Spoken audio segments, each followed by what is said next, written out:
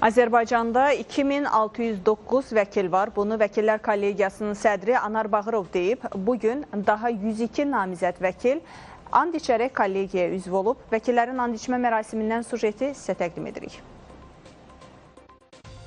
Yeni qəbul olunan vəkillərdən 56-sı kişi, 46-sı isə qadındır. Həmin vəkillərdən 11-i regionlarda, 91-i isə paytaxtda fəaliyyət göstərəcək. Bugünkü and içmədən sonra Vəkillər Kollegiyasında qadın və kişi vəkillər arasında olan disbalans da qismən aradan qalxacaq.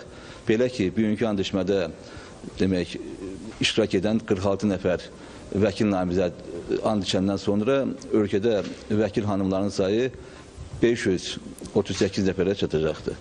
Bu da böyük bir irəliləyiş. Nəticə etibarıyla artıq ilk dəfə olaraq ölkədə qadın vəkillərin 21%-ə çatacaqdır. 2018-ci ildən etibarən vəkilliyə qəbul üzrə ümumilikdə 14 yazılı test imtahanı keçirilib. Bu dövrdə imtahanlarda iştirak edən 6070 nəfərdən 1728-i icbari təlimləri müvəffəqiyyətlə tamamlayıb və vəkil andı içərək kollegiya üzvlüyünə qəbul olunub. Bugün keçirilən and içmə mərasimindən sonra isə Azərbaycanda vəkillərin sayı 2609-a çatıb. İlk dəfə Azərbaycanda bu sayədə vəkil fəaliyyət göstərəcək.